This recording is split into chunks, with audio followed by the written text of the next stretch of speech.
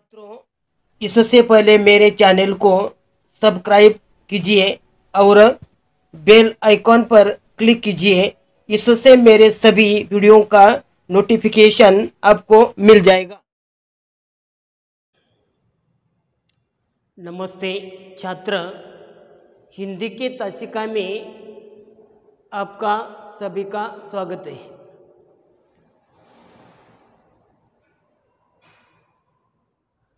पाठ नंबर 8, पाठ का शीर्षक है सुनो किशोरी। लेखिका आशा रानी वोरा जी ने यह पाठ लिखा हुआ है और इस पाठ के माध्यम से लेखिका ने पत्र शैली में लिखा गया यह पाठ है। लेखिका अपनी पुत्री को रूढ़ी और परंपरा का अंतर बताते हुए कह रही है कि हमें जीवन में ऊंचा उठाने का प्रयास अवश्य करना चाहिए, परंतु अपनी संस्कृति, अपनी सभ्यता से कटकर नहीं। साथ ही लेखिका का यह भी कहना है कि किशोरियों की शंकाओं, परेशानियों, प्रश्न, दुश्चिंताओं आदि के समाधान के लिए एक माँ या एक अच्छी सखी को मार्शिका के रूप में कार्य करना चाहती है कि उसी प्रकार इस पाठ के माध्यम से लेखिका ने पत्र शैली में यह पाठ लिखा हुआ है और लेखिका अपनी पुत्री को अपने रूढ़ी, परंपरा आदि के बारे में अंतर बताते हुए समझाने की कोशिश करती है। और इसी प्रकार कि आज हम लेखक का परिचय पढ़ते हैं। श्रीमती आशा रानी वोरा जी का जन्म 7 अप्रैल 1921 को अविभाजित भारत के झेलम जिले के तकवाल तहसील स्थित ग्राम दुल्हा में हुआ है। आधुनिक हिंदी साहित्य में नारी विषयक लेखन में अपना अलग स्थान रखी है। प्रतिष्ठित पत्रिकाओं में आपके लेख धारावाहिक रूप से छपते रहे। विभिन्न क्षेत्रों में अग्रणी रही महिलाओं के जीवन संघर्ष को चित्रित करना और वर्तमान नारी वर्ग के सम्मुख आदर्श प्रस्तुत करना आपके लेखन का प्रमुख उद्देश्य रहा है। आपकी रचनाओं ने लेखक की नई धारा को जन्म दिया है और हिंदी साहित्य में नारी विमर्श लेखन की परंपरा को समृद्ध किया है। आप अनेक प्रतिष्ठित पुरस्कारों से सम्मानित किया गया है। लेखिका का निधन 2009 में हुआ है। प्रमुख कृतियां भारत की प्रथम महिलाएं, स्वतंत्रता सेनानी लेखिकाएं, क्रांतिकारी किशोरी, स्वाधीनता सेनानी, लेखक, पत्रकार आदि उनकी प्रमुख कृतियां हैं।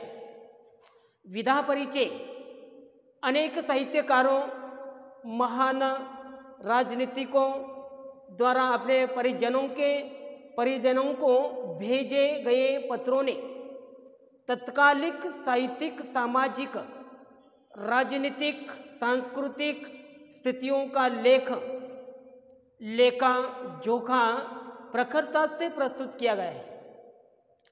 इन पत्रों का कला पक्ष साहित्यिक कलात्मकता को स्पर्श करता है कि उसी प्रकार लेखिका की यह विधा परिचय था। अभी पाठ परिचय देखिए लेखिका ने अपनी इस नवीनतम पत्र शैली में किशोरियों की शंकाओं,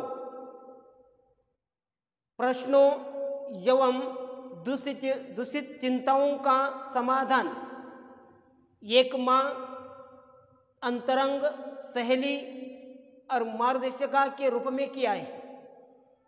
किशोरियों के हृदय में झांककर मित्रवत उन्हें उचित अनुचित, करणीय अकरणीय का बोध कराया है। जो बोध कराया है, हमारे देश की नई पीढ़ी पश्चिमी देशों से आ रहे मूल्यों और संस्कारों का अंधा अनुकरण करती जा रही है। हमारे देश की संस्कृति और परंपराओं का कालबाह्य और त्याज्य मानकर उनकी अवहेलना कर रही है। आत्मनिर्भर हो जाने से युवक युवतियों का जीवन के प्रति बदला दृष्टिकोण, विवेकहीनता और जल्दबाजी में लिया जाने वाला निर्णय नई पीढ़ी का जीवन सौंदर्य नष्ट कर रहा है। लेखिका के अनुसार नए मूल्यों का भारतीय संस्कृति, परंपराओं और संस्कारों की भूमि पर उतरा कर स्वीकारने होगा कि उसी प्रकार की नई पीढ़ी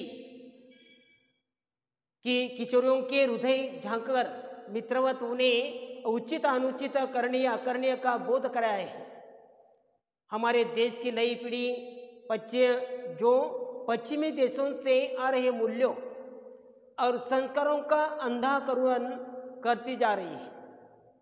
हमारे देश की संस्कृति और परंपराओं को कालबाह्य और त्याज्य मानकर उनकी अवहेलना कर रही है। आत्मनिर्भर हो जाने से युवक युवतियों का जीवन के प्रति बदला दृष्टिकोण, विवेकहीनता और जल्दबाजी में लिया जाने वाला निर्णय नई पीढ़ी का जीवन सौंदर्य नष्ट कर रहा है। लेखिका के अनुसार नए मूल्यों को, भारतीय संस्कृति, परंपराओं और संस्कारों की भूमि पर उतरा कर स्वीकारना होगा कि उसी प्रकार की आज की जो नई पीढ़ी है, वही नई पीढ़ी पाश्चात्य संस्कृति का अंधा अनुकरण कर रही है।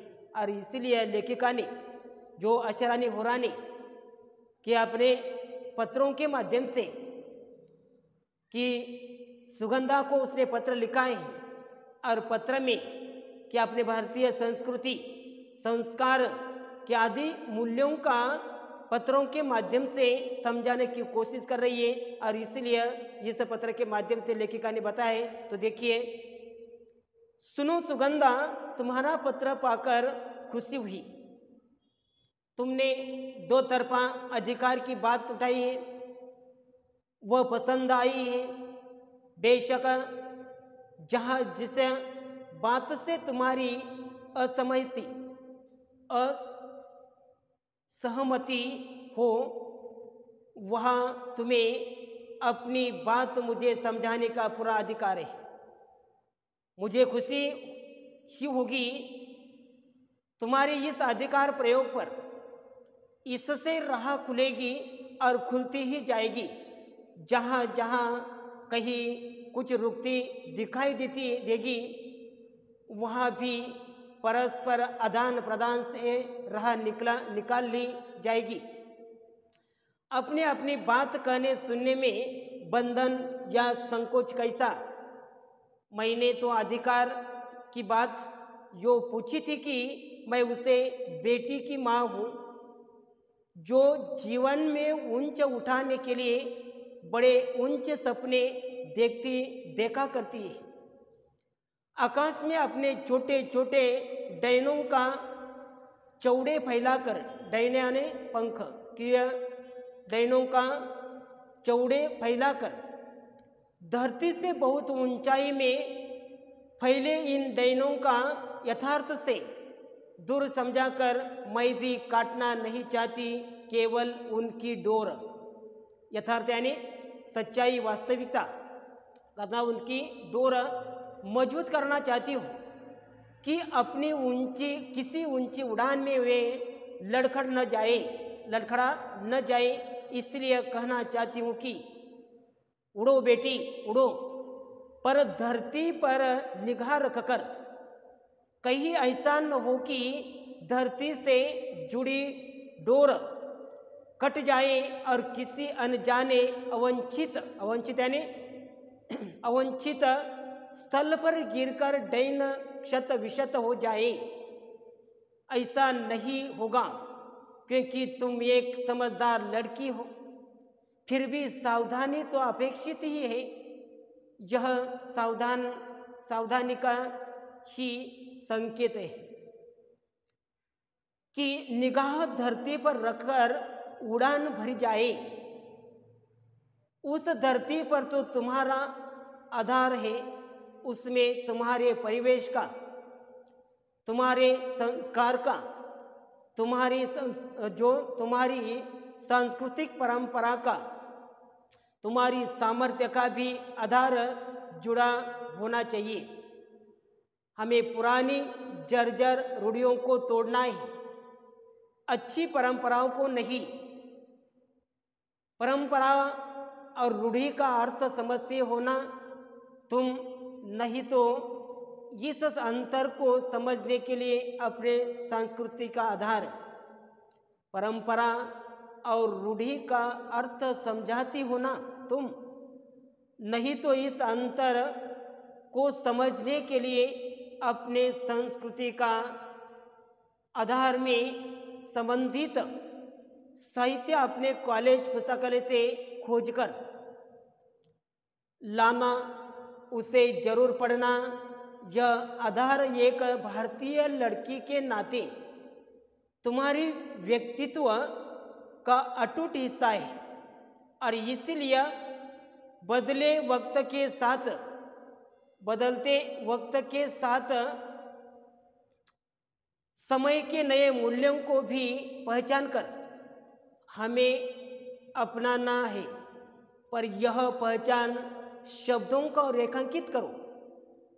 बिना समझे, बिना पहचाने कुछ भी नया अपनाने से लाभ के बजाय हानि उठानी पड़ सकती है। पश्चिमी दुनिया का हर मूल्य हमारे लिए नए मूल्य का पर्याय नहीं हो सकता। हमारे बहुत से पुराने मूल्य अब इतने टूट फूट गए हैं कि उन्हें भी जैसे तैसे तो जोड़कर खड़ा करने का मतलब होगा अपने आधार को कमजोर करना, या यूं भी कह सकते हैं कि अपनी अच्छी परंपराओं के रूढ़ी में जो ढालना। कि इस प्रकार इस पत्र में लिखा है, और इस परिच्छेद में जो कठिन शब्द आए हैं, बेशक निसंदेह असहमति,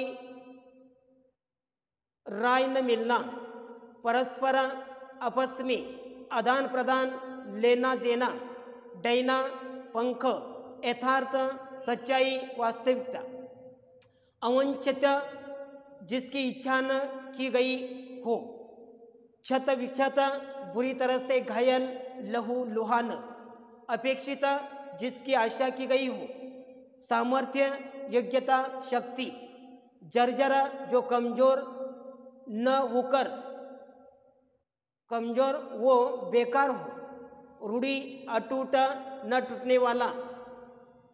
और उसी प्रकार यह परिच्छेद में यह जो कठिन शब्दार्थ है, कठिन शब्दार्थों को आपने देखा है, तभी इस परिच्छेद में लेखिका ने कहा है, सुगंधा से कहा है कि उड़ो बेटी उड़ो, पर धरती पर निगाह रखकर, कि तो बेटी तुम उड़ो, पर धरती पर निगाह रखकर के द्वारा लेखिका को कहना है कि सपने देखना, उन्हें पूरा करने का प्रयास करना प्रत्येक व्यक्ति का अधिकार है।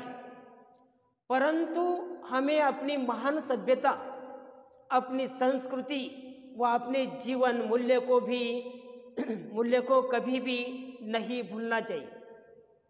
अपनी धरती से, अपनी जड़ों से कटकर कोई भी व्यक्ति लंबे समय तक सुखी नहीं रह पाता। जीवन में ऐसे अनेक अवसर आते हैं जब पीछे छोड़ दिए गए रिश्ते और लोग हमें याद आते हैं और हमें व्याकुल कर जाते हैं। आज भारतीय पश्चिमी सभ्यता के जाल में दिन ब दिन इस सीमा तक फंसते जा रहे हैं कि अपनी संस्कृति को भूल रहे हैं। पश्चिमी से आई हर चीज़, चाहे वह उनका बोलने चालने का ढंग हो या कपड़े पहनने का तरीका, वहाँ का खाना, वहाँ का खान पान या वहाँ के त्यौहार, आज हम सभी को अपनाने में अपनी शान समझते हैं, बिना यह सोचे कि वह हमारे देश, हमारे समाज, हमारी जलवायु के अनुकूल है भी या नहीं। पश्चिमी सभ्यता सदा से ही खाओ पियो और आनंद मनाओ के सिद्धांत को मानती आई है। आज पश्चिमी सभ्यता का अनुकरण करके हम दुख के भागी बन रहे हैं। समाज के चारों ओर अराजकता फैल रही है। इसके परिणाम स्वरूप ही आज हमारे महान देश में वृद्धाश्रमों की संख्या बढ़ती जा रही है।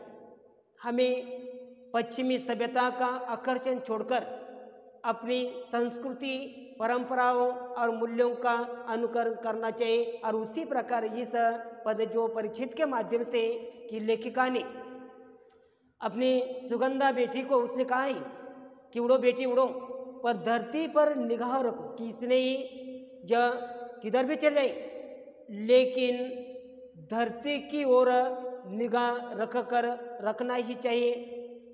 हर एक व्यक्ति ने सपना देखना, उन्हें पूरा करने का जो प्रयास करना चाहिए, क्योंकि व्यक्ति का अधिकार है। परंतु हमें अपनी महान सभ्यता को, अपनी संस्कृति को, अपने जीवन मूल्यों को कभी भी नहीं भूलना चाहिए। अपनी धरती से, अपनी जड़ों से कटकर कोई भी व्यक्ति लंबे समय तक सुखी नहीं रह सकता। जीवन में ऐसे अनेक अवसर आते हैं जब वह पीछे छोड़ गए रिश्ते और लोग याद आते हैं और हमें व्याकुल कर जाते हैं। और आज भारतीय पश्चिमी सभ्यता की ओर जाल में दिन ब दिन इस सीमा तक फंसते जा रहे हैं, अपनी संस्कृति को भूलते जा रहे हैं। पश्चिमी से आई हर चीज़, चाहे वह उनका बोलने चलने का ढंग हो या कपड़े पहनने का तरीका, वह खान पान हो या वहाँ के त्यौहार, आज हम सभी के अपनाने में अपनी शान समझते हैं, बिना यह सोचे कि वह हमारे देश, हमारे समाज, हमारे जलवायु के अनुकूल है भी या नहीं। पश्चिमी सभ्यता सदा से ही खाओ पियो और आनंद मनाओ के सिद्धांतों के मानती गई है। आज पश्चिमी सभ्यता का अनुकरण करके हम दुख के भागी हो रही है। और उसी प्रकार इस पत्र के माध्यम से कि लेखिका ने अपने जो सुगंधा को उसने यह सलाह दे दिया है। और उसी प्रकार आज के तासिका में आज की तासिका यही